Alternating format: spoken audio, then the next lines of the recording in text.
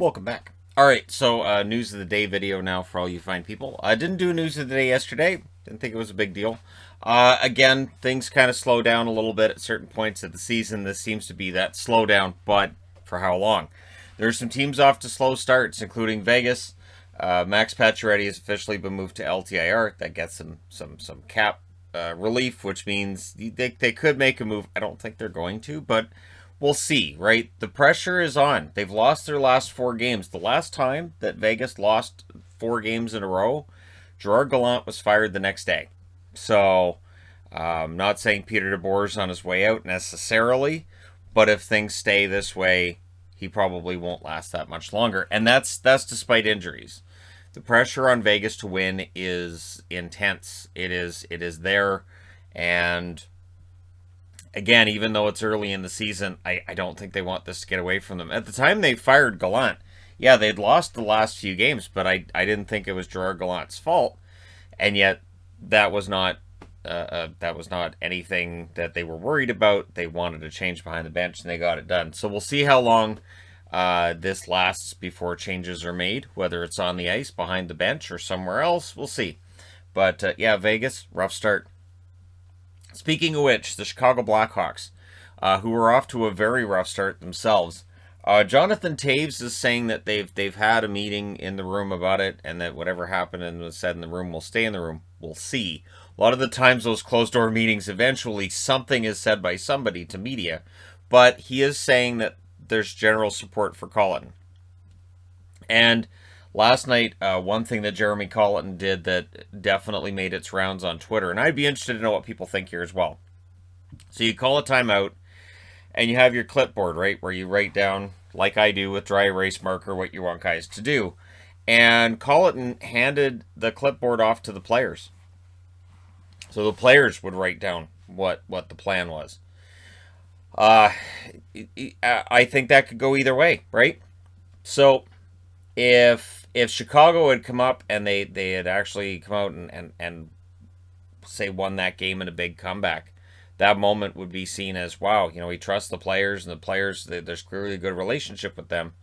But the optics right now are he doesn't have control of the team. And whether that's right or wrong, that's the optics. That's where they're at right now. And so we'll see what happens with the Blackhawks. But publicly, they're saying everything's fine, which, of course, teams will do.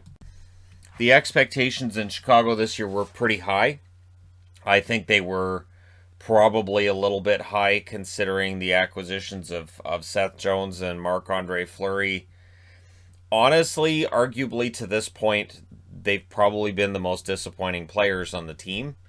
And again, the funny thing is that I've been a fan of Seth Jones for years, and people who watch this channel know that even when advanced stats were saying that, he was poor, I was like, well, but the eye test shows he was playing pretty well for Columbus, and that was up until the 2020 playoffs. But last season, that was a rough year, and there really wasn't much I could say with his last year in Columbus other than maybe this is just a one-off, right? But this season, it's not working. Whatever Chicago's trying to do to whether it's him, whether it's the team, whether it's systems, whatever it is, it's just not working. Last night's game against Detroit, that is the kind of game that will usually get a coach fired. That is exactly the usual game that would get a coach fired. So that hasn't happened yet, but if they stay winless for, I'll say, another 4 or 5 games, it's probably going to happen. Because Stan Bowman's under a lot of pressure with the moves he's made and the money being spent, right? Because remember, Seth Jones' extension kicks in this coming summer. So that $9.5 million cap hit, it's not in effect yet. That comes in next summer. He's signed until 2030. So it's not going anywhere. They can't buy it out. There's no way they would be able to trade that contract no matter how bad this season is. It's an interesting situation Chicago finds themselves in right now. Interesting article, too, from Colin Wilson. And by interesting, I mean I do recommend everybody go and read it. Colin Wilson, who retired and talked about OCD and struggles he had with mental health, is now adding to it. So he's written a new article that's been published, and I'm pretty sure I retweeted that on Twitter as well. He's opened up about addiction. And what caused him now to open up about his own addiction problems, and he's been clean and sober for 2.5 years now, is that Jimmy Hayes' autopsy showed that he had drugs in his system and it was an overdose. So what Colin Wilson is saying is it could have happened to him, and that it is happening a lot. And he basically said that the drugs are everywhere, and it's that thing that they don't talk about, and players don't talk about it in the locker room, and they don't talk about it publicly, but it's there. And so he had his own struggles and his OCD, and he had trouble sleeping, and so it led to all of these step-by-step issues he was having, which led to the addiction problems. And he said that, Jimmy Hayes passed on, it could have been him. And he realizes it could have been him, and that's why he's opening up and talking about this, hoping that maybe it'll help other people, other players who are going through the same thing. He also made a point to say that the NHL and the NHLPA have been very supportive of him throughout this.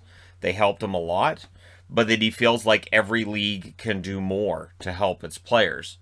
And so I applaud him for coming out and talking about it. And I do think that that this happens more than we might think.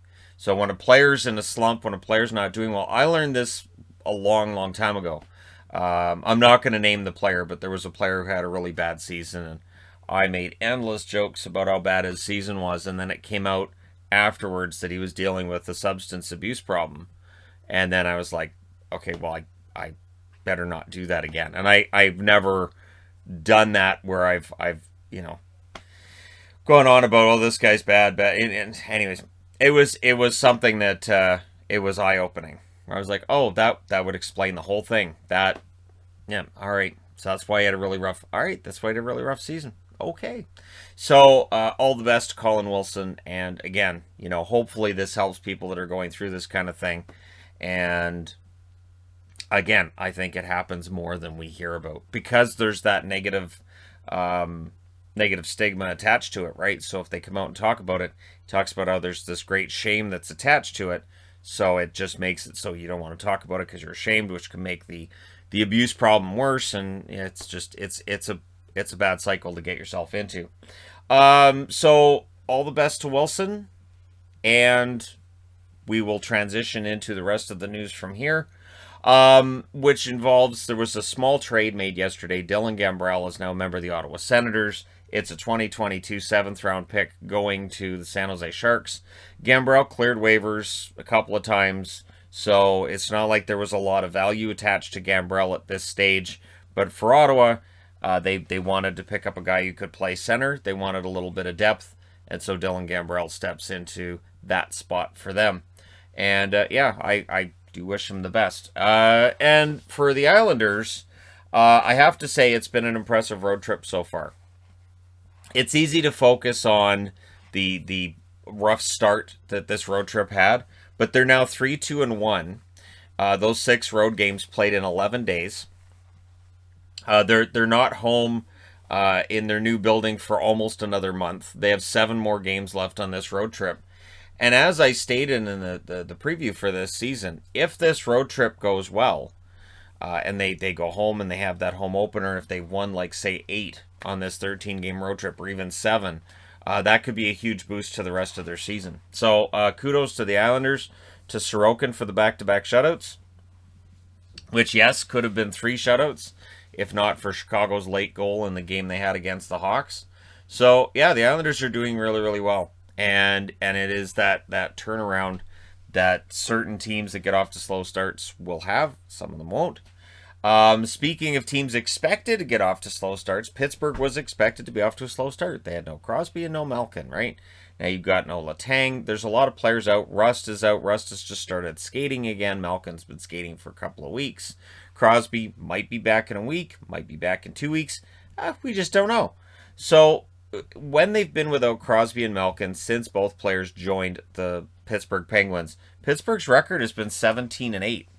That's remarkable. It's remarkable that without both players, one of 2 things are happening here. One, Pittsburgh is, coming together as a team and they're playing well when they've got basically a Wilkes-Barre lineup.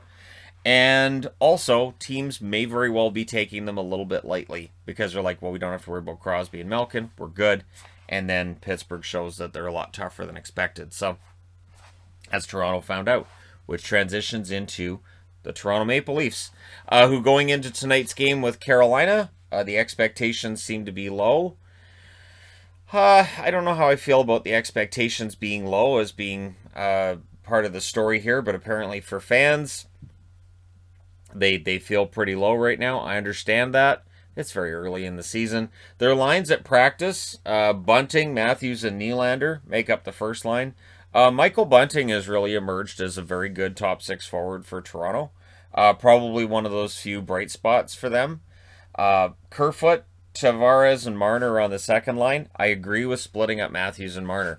The funny thing is that for the first couple of years there was all the discussion about, well, Marner and Matthews want to play together. They need to put Marner and Matthews together. They need to put Marner and Matthews together. And then they did.